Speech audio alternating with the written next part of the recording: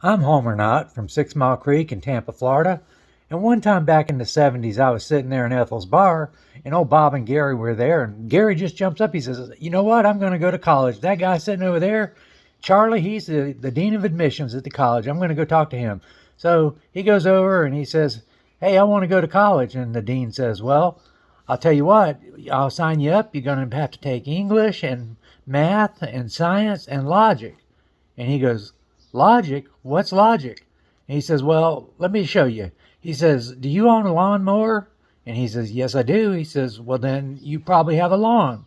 And he says, "Yeah, I do have a lawn." He says, "If you have a lawn, you probably have a house." He says, "Yeah, I have a house." He says, "Well, if you have a house, you probably have a family." And he says, "Yeah, I have a family. And if you have a family, you probably like girls. You probably are heterosexual." He says, "Yeah, I like girls." And so he says, "Well, that's logic." So then, um, old uh, Gary goes back over to the table with Bob and he says, "Hey, Bob, he signed me up for some classes and I got to take science and math and English and logic." And he goes, "Logic? What's logic?"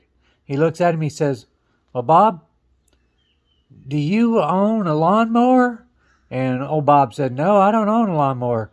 Gary says, "Bob, you're gay."